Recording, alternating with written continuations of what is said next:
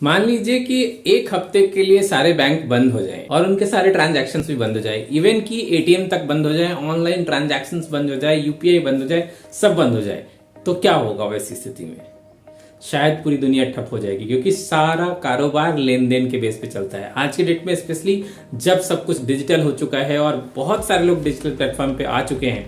वैसे कंडीशन में अगर बैंकिंग की सुविधा बंद हो जाए तो दुनिया में उथल पुथल मचना शुरू हो जाता है। तो आज के इस वीडियो में हम बैंकिंग के बारे में, उन खास चीजों के बारे में बात करने वाले हैं जो शायद हमें पहली बात पता होती है, दूसरी बात शायद हमें नहीं पता होती है, और कई बार हमें ऐसा लगता है कि हमें पता तो है लेकिन एक्चुअल में वो गलत पता होता है। तो इन्हीं चीजों को हम विस्तार से जानेंगे कि वो कौन सी ऐसी चीजें हैं जो बैंकिंग हमें बताती नहीं है, या फिर बताते हैं तो वो हमें पूरी तरीके से समझ में नहीं आता।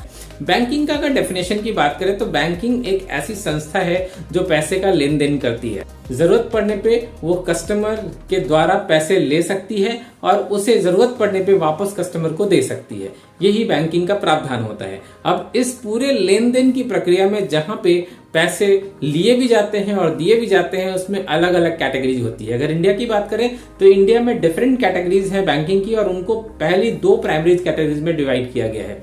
पहली दो कैटेगरीज हैं scheduled bank and non scheduled banks.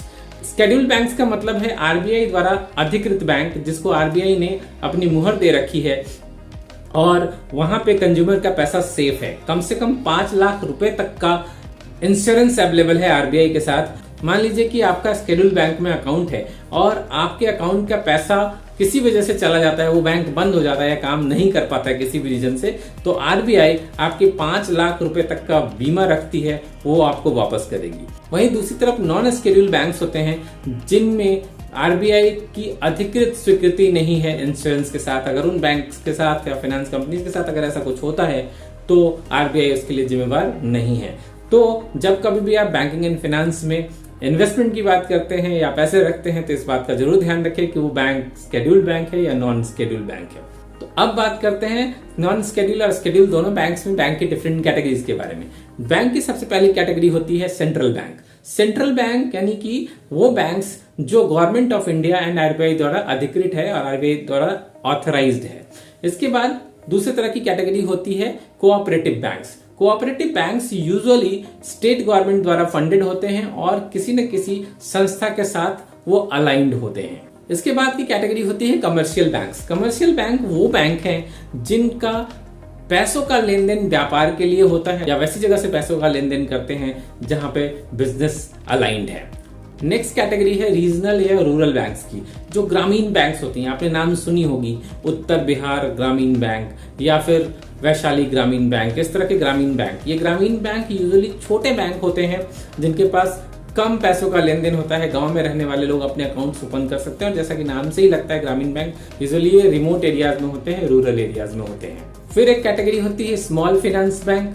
नाम से ही लगता है स्मॉल फाइनेंस, ये वो बैंक्स हैं यूजुअली ये फाइनेंस के क्षेत्र में हैं जो लोगों को लोन देते हैं, और लोन का अमाउंट बहुत छोटा होता है, 10,000, 20,000, 50,000, 1 लाख रुपए तक का, यानी छोटे लोन देते हैं ये, और ये नॉन सिक्योर लोन्स होते हैं।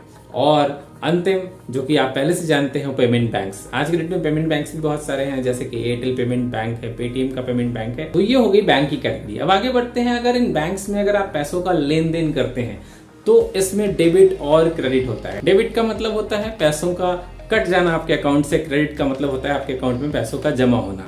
ऐसे ही आपने नाम सुना है एटीएम। एटीएम मतलब ज्यादातर लोग समझते हैं any time money, all time money, लेकिन एक्चुअली इसका फुल फॉर्म होता है ऑटोमेटिक टेलर मशीन। यानी कि जिस तरह से आप बैंक से जाके पैसे निकालते हैं मैनुअली, यहाँ पे आप ऑटोमेटिकली पैसे निकाल सकते हैं। आगे एक बात करते हैं यूपीआई एटीएम बैंकिंग की। आपने यूपीआई तो पेमेंट किया है, किसी न किसी को आपने पेमेंट किया होगा, फोन पे पे, पेटीएम पे या फिर गूगल पे पे या अमेजोन पे पे, ये यूपीआई पेमेंट तो आपने करा होगा। क्या आपको पता है कि अगर किसी परिस्थिति में आपके पास कार्ड नहीं है, मान लीजिए कि आपके पास डेबिट कार्ड क्रेडिट कार्ड तो है लेकिन आप घर पे ही भूल गए, आपके पास में डेबिट कार्ड भी नहीं है, क्रेडिट कार्ड भी नहीं है, और आपको पैसे निकालने हैं एटीएम मशीन से, तो आप कैसे निकालेंगे? तो ऐसी परिस्थिति के लिए बैंक्स ने एक और सुविधा उपलब्ध कराई है जिसका नाम है यूपीआई एटीएम। जी हाँ, आपको इसमें कार्ड की जरूरत नहीं है, कार्डलेस ट्रांजैक्शंस होते हैं। आप जाएंगे, आपको पता करना होगा आपके एरिया का कौन सा एटीएम यूपीआई एटीएम है, और वहां जाके आप स्कैन करके भी कैश निकाल सकते हैं एटीएम मशीन से। बैंक के खाते पे आपने आईएफएससी कोड लिखा हुआ देखा होगा। जी नहीं, आईएफएससी कोड नहीं, बेसिकली ये आईएफएस कोड होता है, यानी कि सी उसी में निहित है, आईएफएससी, जिसका पूरा मतलब होता है Indian financial system code. Indian financial system code की अगर बात करें तो आप देखेंगे यूजुअली आपके चेक पे या फिर आपके बैंक के खाते बुक पे लिखा होता है, जिसमें शुरू के कोड, बीच के कोड और लास्ट के कोड का कुछ मीनिंग होता है। यूजुअली शुरू का कोड बैंकिंग का कोड होता है, जैसे HDFC, SBIN, ये शुरू के 4 अंक जो होते हैं वो बैंक का कोड होता है। उसके बाद 0 एक जरूर आता है और उसके बाद लोकल, स्थानीय किस जगह का कोड है उसके अकॉर्डिंग ये कोड तैयार होता है। आरबीआई की डिटेल को जाने तो पूरे भारतवर्ष में 1 लाख से ज्यादा बैंक ब्रांच हैं और हर बैंक ब्रांच को अपना एक आईएफएस कोड दिया गया है। कई बार ऐसा भी होता है कि किसी छोटे से रूरल एरियाज में जहां पे बैंक की सुविधा उपलब्ध नहीं है और उनको नया आईएफएस कोड दिया जा सकता है, वैसे कंडीशन में कई बार उनके टाइप्स होते हैं बड़े बैंक के साथ और उनका बैंकिंग कोड यानी कि आईएफएस कोड भी उस बैंक से जुड़ा हुआ होता है। अब चूंकि बैंकिंग की बात कर रहे हैं और ब्रांचेस की बात कर रहे हैं तो आप अकाउंट्स की भी बात कर लेते हैं। बैंक में आप डिफरेंट तरह के अकाउंट्स ओपन करते हैं। उन अकाउंट्स में अगर बात करें तो एक सेविंग बैंक अकाउंट हम सभी लोग जानते हैं, बचत खाता, जिसमें आप यूजुअली पैसा जमा करते हैं, 2 से 4% का इंटरेस्ट रेट उसमें मिलता है। ये हर बैंक में अवेलेबल है। सेविंग बैंक के बाद होता है current bank account. Current bank account usually व्यापारियों के लिए खोला जाता है, जहां पे कोई इंटरेस्ट नहीं मिलता है, लेकिन आपको कोई लिमिटेशन नहीं होती है ट्रांजैक्शंस की। आप जितने नंबर ऑफ टाइम्स चाहें उसमें पैसे डाल सकते हैं और निकाल सकते हैं। बेसिकली व्यापार के लिए ही खोला जाता है, जिसका नाम है करेंट अकाउंट। इसके अलावा एक सैलरी अकाउंट भी होती है। Salary account usually saving account ही होता है, लेकिन सैलरी अकाउंट में कोई इंटरेस्ट बेनिफिट नहीं मिलता है। उसमें सिर्फ पैसा क्रेडिट होता है और वो पैसे आप उसमें से निकाल सकते हैं। यूजुअली इस पे आपको कोई इंटरेस्ट नहीं मिलता है, लेकिन कुछ बैंक ऐसे हैं जो सैलरी अकाउंट्स पे भी आपको इंटरेस्ट बेनिफिट देते हैं। नेक्स्ट तरीके का अकाउंट होता है एफडी या आरडी अकाउंट। एफडी अकाउंट जो कि फिक्स डिपॉजिट अकाउंट होता है, या आरडी अकाउंट यानी कि रिकरिंग डिपॉजिट अकाउंट होता है। ये बैंक खाते की तरह अकाउंट नहीं होता, लेकिन ये भी एक अकाउंट होता है जिसमें आप रिकरिंग यानी आवर्ती हर महीने या हर 3 महीने पे या 6 महीने पे, जैसे कि आपने फिक्स किया है, आप पैसा जमा करते हैं और उसके लिए एक अकाउंट नंबर क्रिएट होता है। उसी तरह से एक एफडी अकाउंट भी होता है। अगर आप कोई फिक्स डिपॉजिट करते हैं तो उसके अगेंस्ट भी एक अकाउंट नंबर क्रिएट होता है, जिसमें आपको जैसा भी आपने एफडी या आरडी किया उसके अकॉर्डिंग आपको इंटरेस्ट रेट मिलते हैं। आपको पता होगा अगर आपने कभी लोन लिया है तो लोन के लिए भी अकाउंट नंबर होते हैं। कई बार ऐसा हो सकता है कि आपका कोई बैंक अकाउंट नहीं है या फिर एक बैंक अकाउंट है जो कि सेविंग बैंक है, लेकिन आपने लोन लिया है। जब आप नया लोन लेते हैं किसी भी बैंक या फाइनेंशियल कंपनी से तो उसके अगेंस्ट एक लोन अकाउंट नंबर भी क्रिएट होता है। लोन अकाउंट नंबर क्रिएट करने का मेन पर्पस होता है उसके अगेंस्ट पैसा जमा करना। मान लीजिए कि आपका सेविंग अकाउंट है, लेकिन उस सेविंग अकाउंट से जब आप लोन का पैसा चुकाएंगे तो उस पर्टिकुलर अकाउंट में जाएगा जहां से वो आपने पैसा लिया हुआ है। यानी कि अगर आप जैसे क्लोजर भी करते हैं, मान लीजिए कि आपके 4 लाख रुपए का लोन बचा हो और उसे एक मुश्त पैसा देके आप लोन को क्लोज करना चाहते हैं, तो आपको उस पर्टिकुलर अकाउंट में पैसे जमा करने होते हैं जो लोन का अकाउंट होता है। तो लोन के लिए भी एक अलग से अकाउंट नंबर क्रिएट होता है। इसी तरीके से एक एनआरई अकाउंट भी होता है। एनआरई जो कि यूजुअली नॉन रेसिडेंशियल इंडियंस जो इंडिया के बाहर रहते हैं उनके लिए होता है। एनआरई या एनआरओ अकाउंट्स होता है। और एक और अकाउंट जो आप सभी लोगों ने सुना होगा तो वो है ज्वाइंट अकाउंट। ज्वाइंट अकाउंट कुछ नहीं है, नॉर्मल सेविंग अकाउंट ही है, लेकिन इसके कर्ता धर्ता एक से ज्यादा 2 व्यक्ति हो सकते हैं या 3 व्यक्ति हो सकते हैं। ऑल डिपेंड्स ऑन कि आपने कितने लोगों के साथ ज्वाइंट अकाउंट खोला है। इस तरह से आपने सुना होगा जब आप अकाउंट ओपन करने जाते हैं या अकाउंट आपका ओपन है तो आप एक अधिकृत व्यक्ति या अधिकृत संस्था है या नहीं उसे जांच करने के लिए केवाईसी होता है, जिसका नाम होता है know your customer. Know your customer के केस में अगर आपका पर्टिकुलर डिटेल या आपके फर्म की पर्टिकुलर डिटेल नहीं दी गई है तो वो अकाउंट बंद भी किया जा सकता है बैंक के एंड से। किसी भी बैंक में जो अकाउंट नंबर्स होते हैं, अकाउंट नंबर यूजुअली 10 से 11 अंकों का होता है और अभी नए जो प्राइवेट बैंक्स आ गए हैं वो 12 से 14 अंकों का भी देना शुरू कर चुके हैं। जब भी आप अकाउंट ओपन करते हैं तो अकाउंट के साथ एक नॉमिनी की डिटेल भरी जाना जरूरी होती है। कई बार आपने देखा होगा लोग अपना नॉमिनी डिटेल नहीं भरते कि मैं बाद में भर दूंगा, लेकिन आइडियली ये भरा जाना चाहिए, क्योंकि नॉमिनी की रिक्वायरमेंट इसलिए होती है कि इफ इन केस जो अकाउंट का एक्चुअल होल्डर है उन्हें कुछ हो जाता है किसी कंडीशन में, वैसे कंडीशन में वो पैसा उनके नॉमिनी को दिया जाएगा। अगर नॉमिनी की डिटेल नहीं भरी गई है तो वो पैसा बैंक के पास रह जाएगा या गवर्नमेंट ऑफ इंडिया के पास चला जाएगा, आरबीआई के पास चला जाएगा, वो अकाउंट सीज हो जाएगा। तो ऐसे कंडीशन में नॉमिनी होना बहुत ही जरूरी है। हालांकि और भी कंडीशन है जहां पे नॉमिनीज को पैसे मिल सकते हैं, लेकिन वो एक अलग तरीका है। बेहतर तरीका यह है कि आप नॉमिनी अपने बैंक अकाउंट में दे के रखें। आपने एक वर्ड सुना होगा जब आपके पास मैसेज आता है मिनिमम बैलेंस का। मिनिमम बैलेंस का मतलब होता है उस बैंक ने तय कर रखा होता है कि कम से कम आपको कितना बैलेंस पूरे मंथ में मैनेज करके रखना है उस बैंक अकाउंट में। एसबीआई के लिए कुछ और हो सकता है, एचडीएफसी और आईसीआईसी के लिए कुछ और हो सकता है। यूजुअली एसबीआई के लिए 1000 से 2000 रुपए के बीच है ये राशि, जबकि वहीं एचडीएफसी और आईसीआईसी की बात करें तो 10,000 रुपीज भी है। ये अलग अलग बैंक पे अलग अलग डिपेंड करता है, और आप जब अकाउंट ओपन करते हैं तो उस समय आपको जो डिटेल दी जाती है उसके अकॉर्डिंग डिपेंड करता है। लेकिन मिनिमम बैलेंस अगर आप नहीं मैनेज करते हैं तो उस कंडीशन में आपको फाइन भी लग सकता है। इसलिए ध्यान रखें आपका कौन से बैंक में अकाउंट है और मिनिमम बैलेंस आपने मेंटेन करके रखा है या नहीं रखा है। जब आप बैंक अकाउंट ओपन करते हैं तो उसके साथ एक वेलकम किट मिलता है। वेलकम किट का मतलब होता है उसके साथ दिया गया बैंक की पूरी डिटेल, उसमें आपको कुछ पासपोर्ट्स मिलते हैं, एटीएम कार्ड मिलता है, इन सबको मिला के बैंक किट बोलते हैं। कई बार आप जब बैंक अकाउंट से किट मिलती है तो उसका ऑनलाइन पासवर्ड आप क्रिएट करते हैं, और वो ऑनलाइन पासवर्ड क्रिएट करने की प्रक्रिया भी बैंकिंग किट में ही दी जाती है। अकाउंट स्टेटमेंट का मतलब होता है बैंक अकाउंट में जो आपके पैसे हैं उसका लेखा जोखा, कितनी बार आपने डाला, कितनी बार आपने निकाला। आज के डेट में सब कुछ ऑनलाइन होने की वजह से कई सारे लोग बैंक अकाउंट का स्टेटमेंट क्रिएट नहीं करते हैं। आपके पास अगर पासबुक है, बैंक अकाउंट का बुक है, तो वो लेके आप जा सकते हैं बैंक में, अपना पासबुक अपडेट करवा सकते हैं।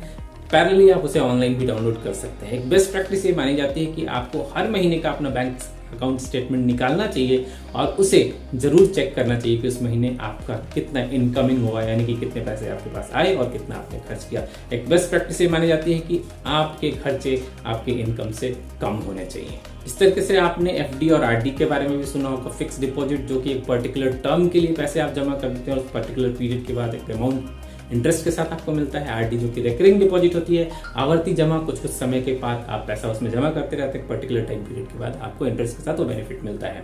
आपने कंपाउंडिंग वर्ड सुना होगा बैंकिंग के मामले में। कंपाउंडिंग का मतलब होता है जो अमाउंट आपके पास बैंक में जमा होते हैं उस अमाउंट के ऊपर वापस से इंटरेस्ट रेट लगना, दैट इज कंपाउंडिंग। एक सिंपल इंटरेस्ट होता है, कंपाउंड इंटरेस्ट होता है। यूजुअली हम 9th 10th में पढ़ते हैं, यूजुअली हम स्कूल डेज में हमने इसे पढ़ा हुआ होता है। सिंपल इंटरेस्ट होता है कि नॉर्मल इंटरेस्ट हर महीने के हिसाब से या हर ईयर के हिसाब से लगता है। दूसरी तरह कंपाउंडिंग होती है, यानी कि जो अमाउंट पे आपको इंटरेस्ट मिला, मान लीजिए 100 रुपए का इंटरेस्ट आपको 10% मिला है तो 110 रुपए हो गए। कंपाउंडिंग होने का मतलब है 110 रुपए पर फिर से 10% का इंटरेस्ट मिलेगा तो 11 रुपए मिलेंगे, तो इस बार वो 121 रुपए का बेनिफिट हो जाएगा। आपने वर्ड सुना होगा आरबीआई गारंटी। आरबीआई गारंटी का मतलब होता है अगर आप शेड्यूल्ड बैंक में पैसे रखे हुए हैं तो वहाँ 5 लाख रुपए तक की बीमा है, आपका 5 लाख रुपए तक सुरक्षित है। बेस्ट प्रैक्टिस ये है किसी भी बैंक अकाउंट में आप 5 लाख रुपए से ज्यादा पैसे ना रखें, ताकि अगर किसी भी कंडीशन में उससे कुछ गड़बड़ी हो भी जाए तो 5 लाख रुपए तो आपको आरबीआई से मिल ही जाएगा। आपने वर्ड सुना होगा TDS, tax deducted at source. TDS का मतलब होता है जहां से पैसा आ रहा है वहीं पे टैक्स डिडक्ट हो जाना। जैसे कि अगर आपने एफडी में या आरडी में पैसा जमा कर रखा है और अगर आपको ईयरली इंटरेस्ट 40,000 रुपीज से ज्यादा मिल रहा है तो उस पर टैक्स डिडक्ट होगा। तो कोशिश करें कि ऐसा पैसा इन्वेस्टमेंट करें कि ईयरली इंटरेस्ट आपको 40,000 से ज्यादा ना मिले, या फिर इतना ज्यादा मिले कि टैक्स का आपको फर्क नहीं पड़े। टीडीएस यानी कि टैक्स डिडक्टेड एट सोर्स आपके सैलरी में भी होता है। अगर आप जॉब करते हैं तो ऑलरेडी इनकम टैक्स के रूप में ऑलरेडी टैक्स वहां कट जाता है, जिसको टीडीएस बोलते हैं।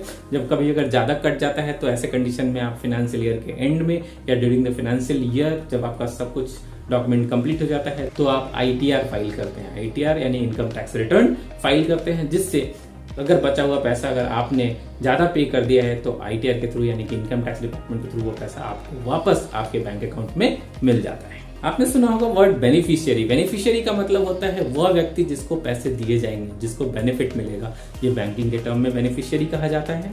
क्या आपको पता है कि अगर आपके पास इंटरनेट की सुविधा नहीं है फिर भी आप बैंकिंग के बारे में जानकारी ले सकते हैं। आपके बैंक में कितना बैलेंस है, आप पैसे ट्रांसफर कर सकते हैं। इसके लिए यूएसएसडी कोड बना हुआ है। यूएसएसडी कोड है *99#। आप अपने नंबर से जिस पे आपका बैंक अकाउंट रजिस्टर्ड है उससे *99# डायल करें। आपके मोबाइल स्क्रीन पे मैसेज फ्लैश होगा, उस मैसेज को आप रीड करके इंस्ट्रक्शंस को फॉलो करके आप बैंकिंग की डिटेल ले भी सकते हैं और मनी ट्रांसफर भी कर सकते हैं। आगे बढ़ते हैं आप कार्ड्स की तरफ। कार्ड्स यूजुअली आपने देखा होगा आपके पास वो डेबिट कार्ड या क्रेडिट कार्ड होता है, उस कार्ड पे कुछ नाम लिखे होते हैं जैसे visa card, master card. India में मूल रूप से वीजा कार्ड, मास्टर कार्ड और रुपे कार्ड चलता है। रुपे इंडियन कार्ड है, इंडिया का अपना है, और master card and visa card जो है इंटरनेशनल कार्ड्स हैं। आपने कैंसल्ड चेक के बारे में सुना होगा। चेक को कैंसिल कर दिया जाता है, यानी 2 लाइंस खींचे गए। Cancel cheque basically account verification के लिए काम आता है। अगर आप कोई लोन ले रहे हैं या किसी को अकाउंट की डिटेल दे रहे हैं, वो अकाउंट आप ही का है, उसे चेक करने के लिए कैंसिल चेक देना होता है। ध्यान रखिए, कैंसिल चेक पे सिर्फ 2 क्रॉस लकीरें खींचनी है, उस पर साइन नहीं करना है, कोई भी अमाउंट नहीं भरना है और लिख देना है कैंसिल्ड। ऐसा लिख के सबमिट करना है। अकाउंट वेरिफिकेशन के लिए यूज किया जा सकता है। जब चेक की बात हुई है तो एक बाउंस चेक की भी बात कर लेते हैं। कई बार आपने सुना होगा कि किसी का चेक बाउंस हो गया। एक्चुअली अगर इंडिया में देखा जाए तो चेक बाउंस होना एक क्रिमिनल एक्ट माना जाता है, यानी कि आपने गलत किया है और आपके अगेंस्ट कानूनी कार्रवाई भी हो सकती है।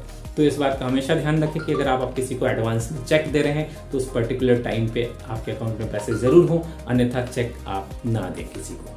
कार्ड के ऊपर आपने देखा होगा, कार्ड पे एक CVV नंबर लिखा होता है। CVV is basically card verification value. वो एक 3 डिजिट का स्पेशल कोड होता है जो किसी को भी नहीं देना चाहिए। ध्यान रखें, ये गलती से भी किसी को भी CVV नंबर ना दे, क्योंकि अगर आपके कार्ड का नंबर और CVV नंबर किसी को मिल गया तो ट्रांजैक्शंस कभी भी हो सकते हैं। हालांकि आजकल एक और नई चीज शुरू हो गई है, कार्ड टैप करके, यानी कि सिर्फ स्कैन करके भी आपके पैसे ट्रांजैक्शंस किए जा सकते हैं। तो आप ऑनलाइन बैंकिंग में जाके अपने कार्ड की लिमिट सेट कर सकते हैं कि स्कैन करके कितने पैसे निकाले जा सकते हैं। आपकी बैंक की सुविधा देती है, आप जाएंगे, लिमिट 20,000, 50,000, जितना आप यूजुअली खर्च करते हैं उतनी लिमिट रख सकते हैं। इसमें बेस्ट प्रैक्टिस ये है कि कम से कम रखें उसे। यूजुअली आप ग्रोसरी सामान वगैरह लेने जाते हैं, कितने की शॉपिंग करते होंगे, 10,000, 20,000, तो आप 20,000, 25,000 रुपए से ज्यादा का कार्ड वैल्यू ट्रांजैक्शन के थ्रू ना रखें, ताकि अगर इफ इन केस किसी भी तरीके से अगर आपका कार्ड मिस भी हो जाता है तो फ्रॉड करने वाला इंसान अधिक से अधिक वो टैप करके मैक्सिमम 20,000 रुपीज तक ही निकाल पाएगा। तो इस तरीके से जितनी कम लिमिट आप सेट करके रखेंगे उतना ही मैक्सिमम पैसा निकल पाएगा। वैसे बैंक भी इसकी मैक्सिमम लिमिट नहीं रखता है, कम ही रखता है ऑटोमेटिकली, बट आप जरूर चेक कर लें ऑनलाइन लॉगिन करके कि आपके कार्ड का लिमिट कितना फिक्स किया हुआ है।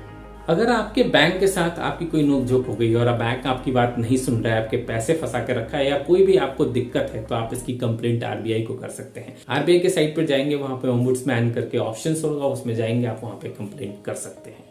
तो इस तरीके से ये थे 25 से ज्यादा वो टर्म्स या नॉर्म्स जिसको हमें जानना जरूर चाहिए और अपनी लाइफ में से यूज करना चाहिए। उम्मीद करता हूं आपको ये वीडियो पसंद आया होगा। अगर आप मेरे चैनल पे पहली बार आए हैं तो सब्सक्राइब करना मत भूलिएगा, ताकि ऐसे ही बेहतरीन वीडियोस आपको लगातार मिलते रहें। और पसंद आया हो तो साथ में रिक्वेस्ट है, लाइक भी कीजिए और अपने उन दोस्तों के साथ शेयर कीजिए जिनको इस जानकारी की जरूरत है। ऐसे ही बेहतरीन वीडियो के साथ मैं लगातार आपसे मिलता रहूंगा। जब तक मैं अगली वीडियो को लेके आऊं, तब तक के लिए आपको नमस्कार, जय हिंद, वंदे मातरम।